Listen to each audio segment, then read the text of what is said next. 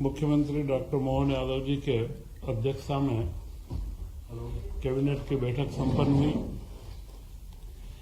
इस बैठक के पूर्व मुख्यमंत्री जी ने कुछ महत्वपूर्ण जानकारियां रखी थी। वे जानकारियां मैं आपको अवगत कराता हूं, जिसमें भावांतर योजना जो मध्य प्रदेश में बड़े सफलतापूर्वक लागू की गई और उसमें 7,10,000 से अधिक किसानों को 1,500 करोड़ रुपए से अधिक की राशि का वितरण किया गया और मध्य प्रदेश ऐसा पहला राज्य है जिसने भावांतर योजना को पूर्णतः लागू करा है। इसी के साथ में इसका भुगतान भी तत्काल 2 माह के अंदर कर दिया गया। इसी बीच में 29 जनवरी को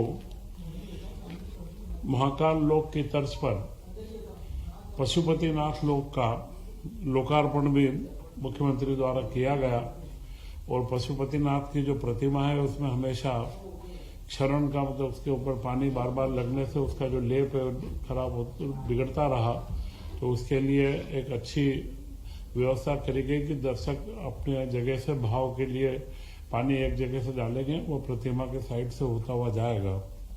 तो यह जो हमारी संस्कृति को ऊंचाइयां देने का काम मुख्यमंत्री डॉक्टर मोहन यादव जी लगातार कर रहे हैं, उसमें एक कदम और इसमें आगे बढ़ा है। एक प्रदेश में पहली बार भोपाल के अंदर ही 30 जनवरी को पुष्प महोत्सव आयोजित किया गया। यह कोई फूलों की प्रदर्शनी नहीं थी, यह मध्य प्रदेश के किसानों को उनकी आमदनी बढ़ाने के लिए पुष्प की खेती की ओर फूलों की खेती की ओर आगे बढ़ाने का भी एक उत्सव था।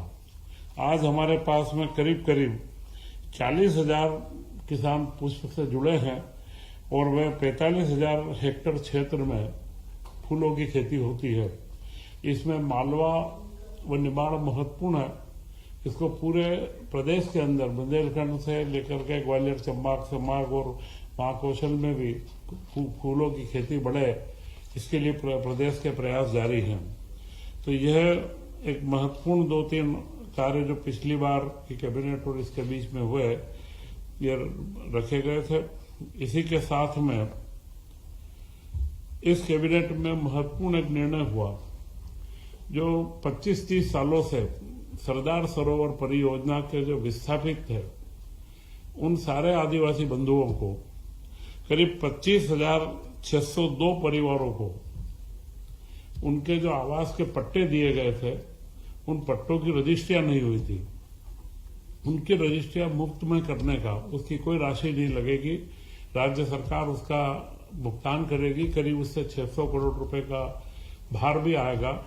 परंतु यह एक ऐसा कार्य है जो 8 विधानसभा क्षेत्रों में फैला हुआ है, जिसमें कांग्रेस के नेता प्रतिपक्ष का भी क्षेत्र आता है।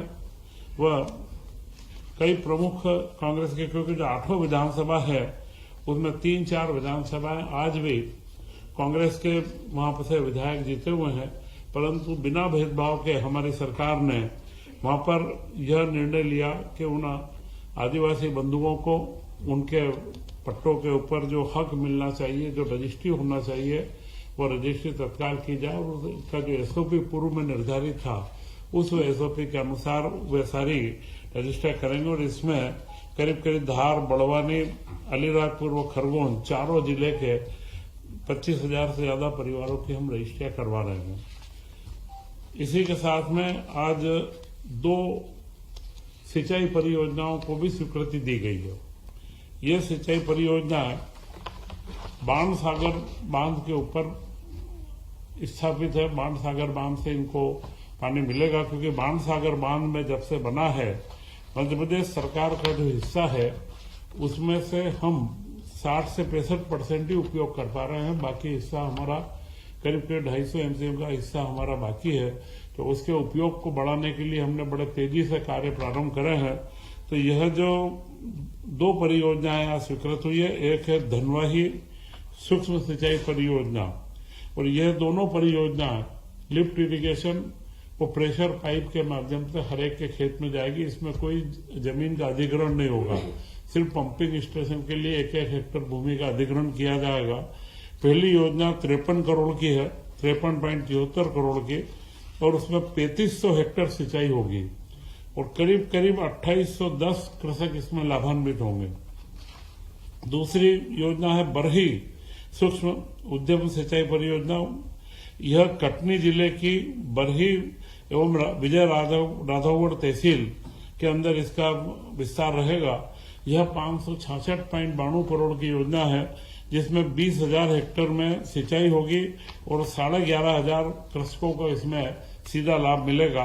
तो यह 620 करोड़ 85 लाख की योजना है, 23,500 हेक्टेयर के अंदर जिसका फैलाव रहेगा और 14,000 किसान बंधुओं को इसमें लाभ मिलेगा। ये 2 सिंचाई परियोजनाओं को हमने आज स्वीकृत, मुख्यमंत्री जी के अध्यक्षता के अंदर इसको स्वीकृत करा है। और यह अगर आप देखेंगे तो 2003 तक प्रदेश के अंदर करीब 7-7.25 लाख हेक्टेयर के अंदर सिंचाई होती थी, जो हमारे राजा महाराजाओं के काल से लेकर के और पूरे कांग्रेस की सरकार के बाद में 2003 तक का एक आंकड़ा था।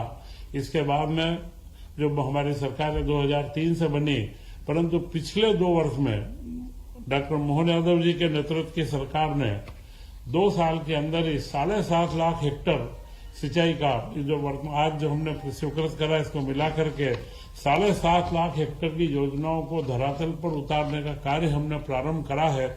और इससे जो हम अगले वर्ष को किसान वर्ष के रूप में, किसान कृषक कल्याण वर्ष के रूप में मना रहे हैं, उसमें जल ही सबसे महत्वपूर्ण बिंदु रहता है। तो उसमें हम बड़ी गंभीरता से कार्य कर रहे हैं और जल के साथ में इन सिंचाई परियोजनाओं के अंदर जब भी बड़ी योजनाएं बनती है तो विस्थापितों का एक बड़ा मामला रहता है। तो हमने यह उदाहरण भी दे रहे हैं कि जो 25,000 परिवारों को पट्टे बना करके जो सिंचाई परियोजना के माध्यम से कोई हमारे बंधुओं को जो समस्या आती है उनका भी हम निराकरण तत्काल करेंगे। इसी के साथ आज विभिन्न परियोजनाएं, यह एक सामान्य प्रक्रियागत कार्य है। 26-27 से 30-31 तक के लिए 4 साल के लिए कई विभागों की विभिन्न जो योजनाएं हैं उनकी निरंतरता का निर्णय लिया गया है। उसमें लोक वित्त की कुछ योजनाएं हैं, वित्त विभाग की 8 योजनाएं, मुख्यमंत्री जन कल्याण महत्वपूर्ण मुख्यमंत्री जन कल्याण संबल योजना, इसको 30-31 तक बढ़ाया गया है। विधानसभा क्षेत्र निर्वाचन योजना आर्थिक का खाली स्थापना कार्यालयन व्यय का है। पशुपालन में मुख्यमंत्री पशुपालन विकास योजना, इसकी निरंतरता आगे बढ़ाई गई है।